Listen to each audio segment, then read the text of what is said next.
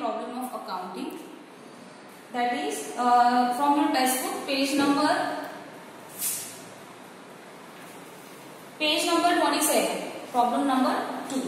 From the following trial balance and adjustment given below, you are required to prepare trading and profit and loss account for the year ended 31st March 2019 and balance sheet as on that date in the books of Shilpa and Katrina.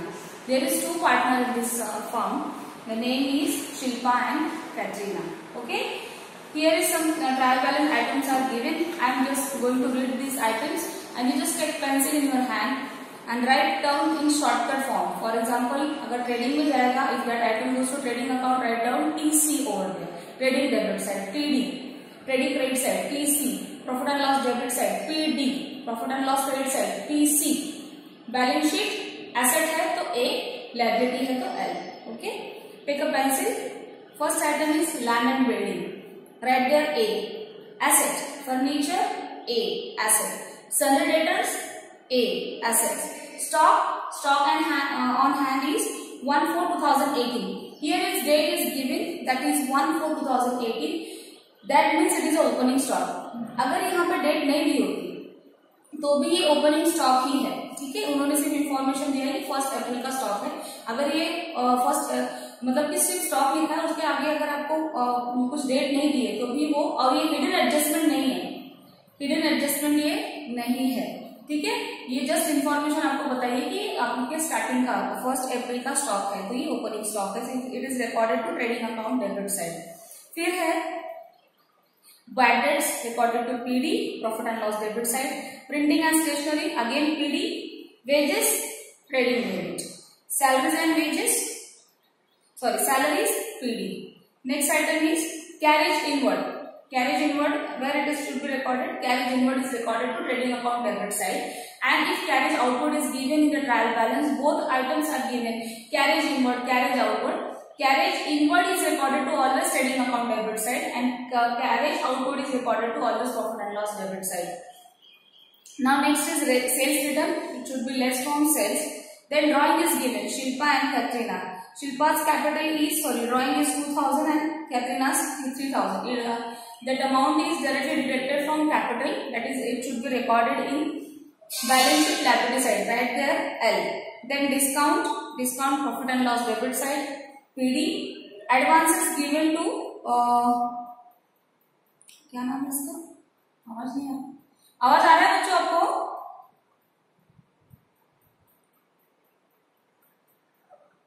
जो problem read कर रही हूँ आपको समझ में आ रहा है? Yes. Okay ठीक है. So advance given to Shahrukh है. 10,000 एडवांसेस दिए हैं शाहरुख को, तो ये प्रीपेड कर दिया है. So it should be recorded to where it should be recorded. It is recorded to balance sheet asset side because advances is given. अगर आप एडवांस पेमेंट कर रहे हो तो हम लोग कहाँ रिकॉर्ड करते हैं? उसको एसेट में रिकॉर्ड करते हैं. Then cash in hand is asset. Cash at bank is asset. That there A and A. Then interest is also recorded to profit and loss debit side because ये जो interest है वो हमको कहाँ लिखना है? ये इंटरेस्ट हमको प्रॉफिट एंड लॉस, क्योंकि अगर ट्रायल बैलेंस के डेबिट साइड में आपको आ रहा है कोई चीज तो आपको कहाँ रिकॉर्ड करना है? उसको प्रॉफिट एंड लॉस के डेबिट साइड में. Then commission again PD, profit and loss debit. Then royalty is also recorded to trading account debit. Wages trading account debit. Now credit side of trial balance.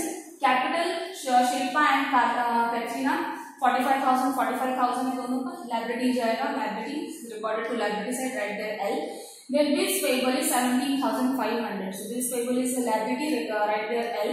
Bank overdraft is a kind of loan, so it is recorded to liability side. Then purchase returns. Purchase return is recorded to trading account debit side, and this return should be less deducted from purchases. Okay, so right there trading debit side. Then sundry creditors is 22,000. It should be recorded to liability side because creditors are liability. And next is bank loan is also liability, recorded to liability side. Interest received. Anything is received, it should be recorded to profit and loss credit side. RDD is also given here again credit side, and options तो मैंने आपको कल ही बताया है कि if RDD is given in the credit side तो हम लोग क्या करेंगे? Whether we can choose you can write in profit and loss account credit side. Otherwise आप उसको new bad debts old bad debts में ऐड करके फिर लेस करो लास्ट में, यानी कि ओल्ड बैड डेट्स आपके पास है, न्यू बैड डेट्स आपके पास है, उसको ऐड करके फिर ये वाला आरडीडी लेस करो। प्रॉफिट एंड लॉस का डेबिट साइड में आप कर रहे हो, अगर आप वहां पे नहीं रिकॉर्ड कर रहे हो तो you just right profit and loss के क्रेडिट साइड में लिखो RDD is 1000 profit and loss के क्रेडिट साइड में। देन सेल्स इज 1,20,000 1,20,000 का सेल है, तो सेल कहाँ रिकॉर्ड करते हैं हम लोग ऑलवेज ट्रेडिंग अकाउंट के क्रेडिट साइड में। Now the turn off adjustment. अब हम लोग नेक्स्ट पार्ट हमारा ये है कि जब हम लोग एडजस्टमेंट करेंगे तो जिस आइटम का एडजस्टमेंट रहेगा उस आइटम को हम लोग अंडरलाइन कर लेंगे।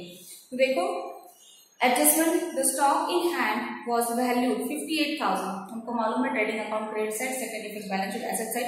यहाँ पे किसी स्टॉक को अंडरलाइन या फिर किसी आइटम को अंडरलाइन करने की जरूरत नहीं है। Next is outstanding wages, sorry outstanding expenses है, रॉयल्टी एंड वेजेस। दो आइटम्स आउटस्टैंडिंग है, उन्होंने पेमेंट नहीं किया। रॉयल्टी का 1,500 अभी बाकी है और वेजेस का भी 800 बाकी है। दोनों ने, कैटरीना और शिल्पा, इन दोनों ने रॉयल्टी का पेमेंट अभी नहीं किया है, वेजेस भी नहीं किया है 800 का, तो उनको पेमेंट करना है, आउटस्टैंडिंग है अभी। तो हम लोग क्या करेंगे, रॉयल्टी को अंडरलाइन कर लेंगे और वेजेस को अंडरलाइन कर लेंगे। ठीक है, रॉयल्टी को अंडरलाइन करो और वेजेस को अंडरलाइन करो। Next is salaries paid in advance to staff, यानी कि एडवांस में पेमेंट कर दिया है जो आपके एम्प्लॉयज हैं, तो उनको क्या करोगे आप, मतलब सैलरी जो है वो सैलरीज को अंडरलाइन करोगे। आप ढूंढो, आपको सैलरीज दिखेगा, अभी हम लोगों ने पढ़ा है, तो सैलरीज को आप अंडरलाइन करो। उसके बाद है फोर्थ वाला जो है, create a provision for bad debts 1000 and reserve for doubtful debts 3% on debtors. तो हम लोग क्या करेंगे, बैड डेट्स को भी अंडरलाइन कर लेते हैं। बैड डेट्स दिया है आपको प्रॉब्लम में, यस दिया है 1 2 3 4 5th वाला आइटम में देखो बैड डेट्स, उसको अंडरलाइन करो, क्योंकि ये वाला जैसे मैंने आपको कल बताया था old bad debts new bad debts, तो हमारे पास ओल्ड बैड डेट जो है वो है 400 और न्यू बैड डेट्स है 1000, तो टोटल बैड डेट्स 1400 ऐसे हमको रिकॉर्ड करना पड़ेगा कहाँ, प्रॉफिट एंड लॉस के डेबिट साइड में। और फिर डाउटफुल डेट्स है 3%, रिजर्व है 3%, वो भी निकालना पड़ेगा, उसका भी इफेक्ट हमको प्रॉफिट एंड लॉस के डेबिट साइड में लेना पड़ेगा। नाउ फिर हम लोग अंडरलाइन किसको करेंगे, बैड डेट्स को अंडरलाइन करेंगे और डेटर्स को भी अंडरलाइन करेंगे। ठीक है, मतलब जब आप प्रॉफिट एंड लॉस के डेबिट साइड में बैड डेट्स लिखोगे तो उसको इनर कॉलम में लिखोगे, और बैलेंस शीट के एसेट साइड में जब डेटर्स लिखोगे तो भी वो इनर कॉलम में ही आप लिखोगे। ठीक है, नेक्स्ट एडजस्टमेंट है depreciate land and building 5% and furniture is 10%। काम करो, लैंड एंड बिल्डिंग को भी अंडरलाइन करो और फर्नीचर को भी अंडरलाइन करो। ठीक है, चलो फिर प्रॉब्लम तो हम लोगों ने रीड कर लिया, कौन सा आइटम कहाँ जाएगा ये भी डिस्कस हो गया। ठीक है, कौन सा आइटम कहाँ जाएगा ये भी हम लोगों ने डिस्कस किया। फिर एडजस्टमेंट के मैंने आपको बताया, रीड किया और आपको क्या बताया कि मैंने जिस आइटम का एडजस्टमेंट है उसको आप अंडरलाइन कर लो, फिर आपने अंडरलाइन किया। अब मैं आपको एडजस्टमेंट के इफेक्ट बताऊंगी। ठीक है, क्या क्या एडजस्टमेंट के इफेक्ट होते हैं। तो पहला जो इफेक्ट है, पहला एडजस्टमेंट तो आपको मालूम है closing stock trading account credit side, second effect asset side. Second वाला जो है वो है आउटस्टैंडिंग एक्सपेंसेस। तो जो रॉयल्टी उन्होंने पे नहीं किया है तो क्या करना है, पे नहीं किया तो पे करना पड़ेगा ना उनको। उन्होंने अभी तक रॉयल्टी कितना पे किया है, देखो आपके क्वेश्चन में रॉयल्टी कितना पे किया है, सेकंड लास्ट आइटम में 2000 पे किया है, अभी उन्होंने 1500 पे करना बाकी है, तो क्या करेंगे, उनको देना तो पड़ेगा ना वो। सो 2000 प्लस 1500 टोटल कितना हुआ 3500, इतना रॉयल्टी बनता है। लेकिन फिलहाल हम नहीं पे किया है तो ओके कोई बात नहीं है, हम लोग क्या करेंगे, हमको फाइनल, क्योंकि फाइनलाइजेशन जब अकाउंट का होता है तो इसका मतलब ये नहीं होता है कि सारी चीजें परफेक्ट ही हुई है बिजनेस में, किसी की चीजें आनी बाकी है, मतलब किसी को पेमेंट करना बाकी है, किसी को हमने पेमेंट करना बाकी है, कोई लेबर है उसका हम लोगों ने वेजेस अभी नहीं दिया है, स्टाफ की कुछ सैलरी अभी दी नहीं है, कुछ प्रॉब्लम हो गया है, या फिर देखो ना यहाँ पे बताया रॉयल्टी भी पेमेंट नहीं हुआ है 1500 का। तो ये सारे जो इन्फॉर्मेशन हम लोग को दी गई है इकट्ठा, तो हमको क्या करना है कि ये पूरा सब एडजस्ट करना, इसलिए इसका नाम ही एडजस्टमेंट है कि ये आप जो आइटम्स है उसमें एडजस्ट करो और आपका जो प्योर प्रॉफिट है वो कैलकुलेट करो। तो प्योर प्रॉफिट के कैलकुलेशन के लिए हमें ये सब जुगाड़ करना पड़ रहा है कि कहीं पे ऐड करना पड़ रहा है, कहीं पे लेस करना पड़ रहा है।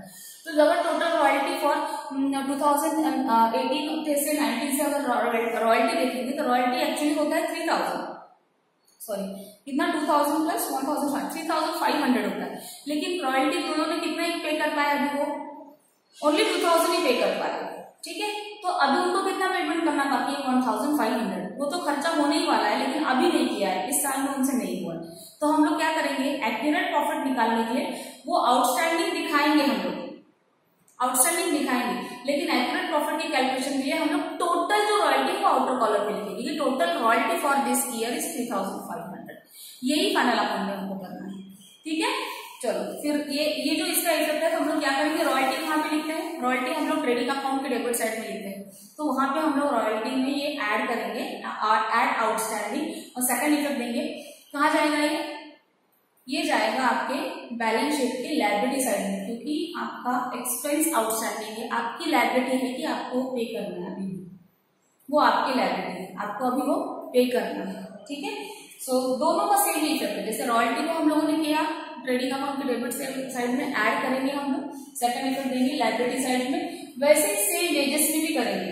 देखो वेजेस 800 है, ऊपर कितना दिया है वेजेस 3000, दोनों पार्टनर 3000 पे कर चुके हैं, लेकिन 800 किसी का बाकी है, तो हम लोग क्या करेंगे 3000 में 800 ऐड करेंगे, so total wages for that particular year is 3800, लेकिन 800 नहीं पे हुआ तो ठीक है, हम लोग इनर कॉलम में दिखाते कि इतना 800 नहीं पे हुआ है, तो उसको हम लोग लायबिलिटी में शो कर देंगे, लायबिलिटी मैंने कि सेकंड इफेक्ट लायबिलिटी में जाएगा आउटस्टैंडिंग वेजेस।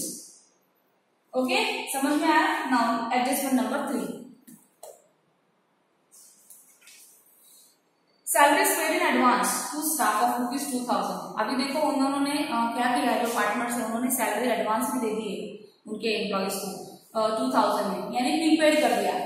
इस किसी को अर्जेंसी होगी, पैसे लगते होंगे, तो मतलब दोनों पार्टनर बोलेंगे ठीक है एक काम करते हैं, नेक्स्ट मंथ का भी अभी आपको दे देते हैं, अगर आपको लग रहा है पैसे, तो नेक्स्ट मंथ की सैलरी फिर आपको नहीं देंगे, यानी कि कब, अप्रैल की, मार्च एंड हो गया, नेक्स्ट ईयर की भी सैलरी 2000 एक्स्ट्रा कुछ दे दिया, यानी प्रीपेड हुआ है। ये 2000 इस साल का तो नहीं है, इस ईयर का है क्या, नहीं, तो हमको तो इसी ईयर की इंफॉर्मेशन से बैलेंस शीट निकालनी, मतलब प्रॉफिट निकालना है, तो हम लोग क्या कर देंगे, ये जो 2000 पे किया है एडवांस में उसको लेस कर देंगे। अब देखो इधर सैलरी देखो कितनी दिख रही है आपको, सैलरी इज 5000, राइट, तो आप क्या करोगे 5000 से 2000 लेस कर दोगे, क्योंकि वो 5000 भले दिख रही है, लेकिन 5000 से 2000 वाला जो इफेक्ट है, जो प्रीपेड, वो नेक्स्ट ईयर का प्रीपेड है, यानी इस ईयर की जो सैलरी है वो सिर्फ 3000 है, इस ईयर की जो सैलरी है वो सिर्फ 3000 है। आपको समझ में आ रही है मेरी बात, मैं क्या बता रही हूँ आपको, प्लीज रिप्लाई मी वंस, मैं जो बता रही हूँ बातें आपको समझ में आ रही है। Okay, very good very good very good बेटा, ठीक है। फिर हमें ये समझ में आ गया कि इस साल में हम लोग 12 मतलब 12 मंथ्स का लिख रहे हैं, लेकिन ये एडवांस में पेमेंट कर दिया नेक्स्ट ईयर का, तो हम लोगों को तो अभी का ही रिकॉर्ड करना है, 12 महीने का लेना है, और हमको सैलरी ऊपर 5000 दिख रही है, लेकिन वो 5000 टोटल इस ईयर की नहीं है, उसमें से हम लोगों को क्या करना पड़ेगा, 2000 जो एडवांस में पे किया उसको निकालना पड़ेगा, राइट। तो हम लोग इसका सेकंड जो इफेक्ट है वो देंगे एसेट साइड में। फिर आप बोलोगे मैम ये तो प्रीपेड है, वो भी एक्सपेंस है, तो एसेट में क्यों दिया है, क्योंकि इनके लिए कोई जगह नहीं है, इनको रिकॉर्ड कहाँ करेंगे, क्योंकि आफ्टर ऑल ये एक्सपेंस था। अगर बिजनेसमैन कोई भी एक्सपेंस प्रीपेड कर देता है तो उसको एसेट में लिखता है, क्योंकि ना तो उसके लिए ट्रेडिंग में जगह है, ना तो प्रॉफिट एंड लॉस में, तो उसको तो लिखना तो जरूरी है। इसीलिए अकाउंटिंग स्टैंडर्ड ने ये प्रोविजन बताई है कि अगर आपने इसी साल में नेक्स्ट ईयर का कोई भी एक्सपेंस पे कर दिया, कोई बात नहीं, आप कर दो नेक्स्ट ईयर। जैसे एडवर्टाइजमेंट का ऑफर चल रहा है, आपको बोला सामने वाले कि आप 3 साल का एडवर्टाइजमेंट इकट्ठा करोगे तो मे बी 10,000 ही भरना पड़ेगा आपको। फिर आपने सोचा हर साल का 10,000 देने से अच्छा है 3 साल का अभी पेमेंट कर दूं मैं 10,000 का, लेकिन आपने 3 इयर्स का एडवर्टाइजमेंट का एक्सपेंस पे कर दिया, तो फिर आप 3 साल की बैलेंस शीट थोड़ी बना रहे हो एट अ टाइम, एक ही साल की बना रहे हो, तो आपको फेयरली एक ही साल का एडवर्टाइजमेंट निकालना पड़ेगा। इसीलिए मैंने देखो उस दिन आपको सिखाया था, लेकिन वो तो आउटस्टैंडिंग था, लेकिन आगे भी आपको ऐसा आएगा कि एडवर्टाइजमेंट जो है वो 3 साल के लिए दे रखा है प्रॉब्लम में, फिर आपको 1 साल का निकालना है।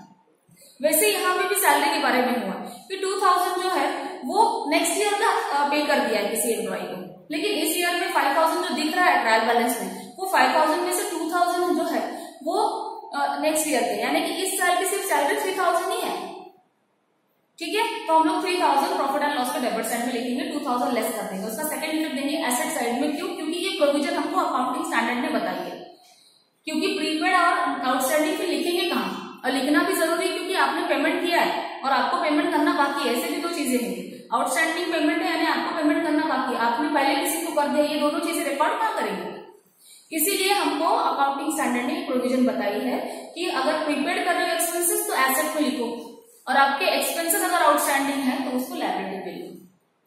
ओके, चलो नेक्स्ट एडजस्टमेंट। तो इसका इफेक्ट सेकंड वाला कहाँ जाएगा, एसेट में जाएगा। क्या करके, प्रीपेड सैलरी करके आप लिख सकते हो 2000 वहां पे।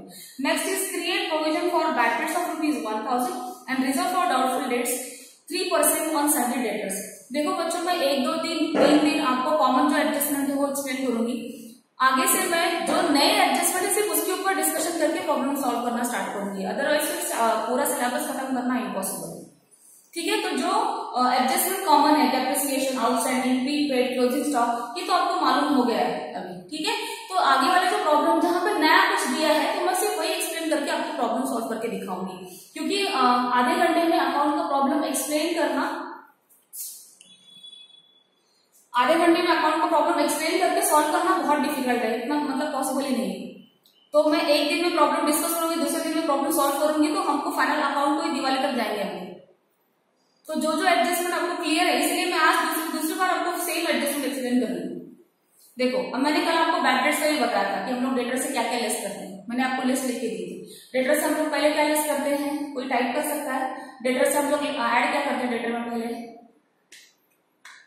अगर आप टाइप करके भेजोगे तो समझ में आएगा कि हाँ आप लिंक में हो अकाउंट के लेक्चर से।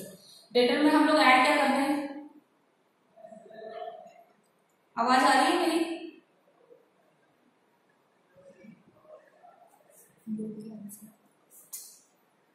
आवाज आ रही है मेरे बच्चों? हाँ, यस। फिर आप मुझे बताओ, डेटर्स में हम लोग पहला क्या ऐड, मतलब कल मैंने बताया था आइटम्स कुछ ऐड करने के लिए, टाइप करके भेजो फटाफट। डेटर्स में हम लोग फर्स्ट आइटम या सेकंड आइटम कौन सा ऐड करते हैं, डेटर्स में कौन सी चीजें ऐड करते हैं? यस मैम मत करो। Yes, very good Gunjan, very good. Bad debts नहीं ऐड करते हैं, बैड डेट्स लेस करते हैं बेटा। ठीक है, वेरी गुड। चलो फिर कुछ बच्चों को तो समझ में आ रहा है, अच्छी बात है। डेटर्स में हम लोग अंडरकॉर्डेड सेल्स ऐड करते हैं, और फिर बिल्स रिसीवेबल अगर डिसऑन है तो उसको ऐड करते हैं। तो यहाँ पे ऐसे कुछ सिचुएशन दी है क्या अंडरकॉर्डेड सेल्स की? नहीं, तो नहीं दी, कोई बात नहीं। क्या दिया है, सिर्फ बैड डेट्स दिया है। तो हम लोग क्या करेंगे, डेटर से 1000 लेस कर देंगे, फिर उसके बाद से आरडीडी निकालेंगे। अब आपको प्रॉब्लम में ऐसे बताया है, इधर पहले उन्होंने बैड डेट्स बताया आपको, ठीक है, उसके बाद फिर आरडीडी दी है आपको। बैड डेट्स दिया है, उसके बाद आरडीडी दिया है, लेकिन पहले आरडीडी देके बैड डेट्स कर देते तो आप क्या करते हैं, पहले आरडीडी निकालते हैं फिर बैड डेट्स। पहले सीक्वेंस आप ध्यान में रखो, पहले आपको बैड डेट्स लेस करना है, उसके बाद फिर रिजर्व निकालना है। ठीक है, इसमें कंफ्यूजन नहीं करना है। बच्चे पहले आरडीडी लेस कर देते हैं, उनको समझ में आता है कि दोनों लेस ही करना है ना, कोई भी पहले कर दो, ऐसा नहीं है। उसका सीक्वेंस अगर मैं आपको एग्जाम्पल यहाँ पे बताती हूँ कि अगर आपको डेटर्स जो है यानी कि 50,000 मुझे आने वाले हैं, मैंने एक रेट सेट किया है, राइट, लेकिन मुझे ये पता चलता है कि मेरे जो बैड डेट्स हैं वो 5,000 डिक्लेयर हो गए। अब मेरे डेटर्स की वैल्यू कितनी बचती है, 45,000, राइट, वेरी गुड। फिर हम लोग 45,000 बच गए, तो रिजर्व जो हमको आपको बताया है कि लेस आरडीडी मतलब रिजर्व फॉर डाउटफुल डेट 5% है, तो फिर हम लोग इसमें निकालेंगे 45,000 के ऊपर हम लोग 5% निकालेंगे और फिर उसको लेस करके आउटर कॉलम में लिखेंगे। ठीक है, लेकिन आपने उल्टा कर दिया, आपने सब कुछ ऐसे किया, 50,000 में पहले आपने 5% रिजर्व निकाला, 5% रिजर्व मेरे ख्याल से 2,500 आएगा 5% रिजर्व से, वो आपने लेस किया, तो यहाँ पे कितना आ जाएगा,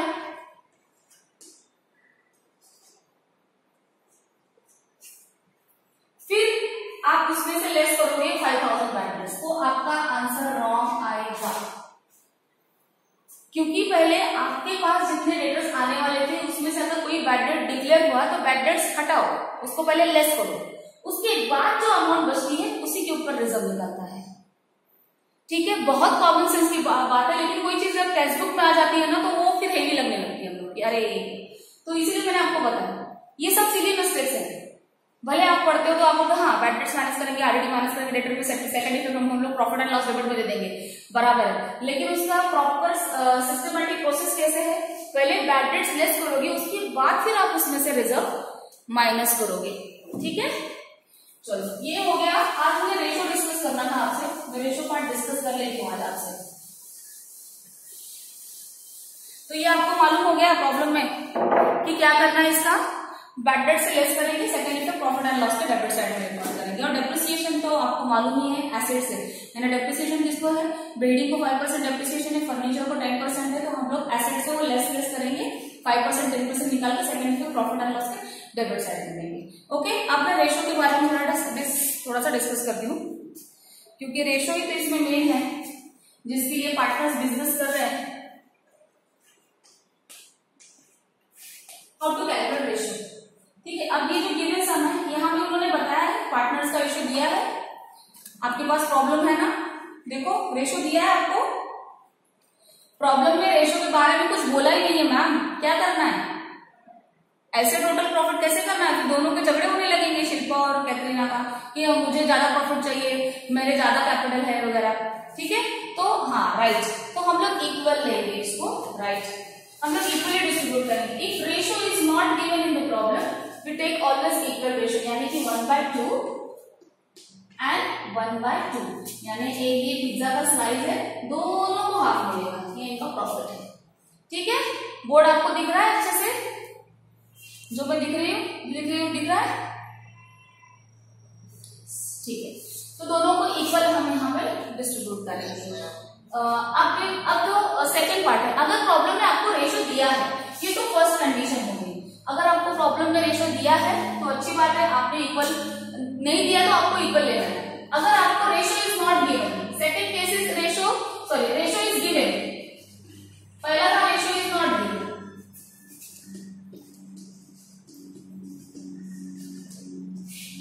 ठीक है। तो रेशो दिया है, फॉर एग्जांपल रेशो दिया है 3:2, ऐसे दिया है, तो फिर उनका रेशो क्या होगा, 3/5 एंड 2/5, इनकी टोटल करनी है, 3 + 2 5, और फिर 3/5 और 2/5। ये कैसे, फॉर एग्जांपल ये उनका प्रॉफिट का बेस पकड़ लेते हैं हम लोग, 1 2 3 4 5 स्लाइसेस है, और दो पार्टनर है शिल्पा एंड कैटरीना, तो शिल्पा का कितना स्लाइस है, 5 में कितना स्लाइस, टोटल स्लाइस कितने हैं, 1 2 3 4 5 स्लाइस है, ठीक है। बस मैंने इक्वली नहीं किया इसको,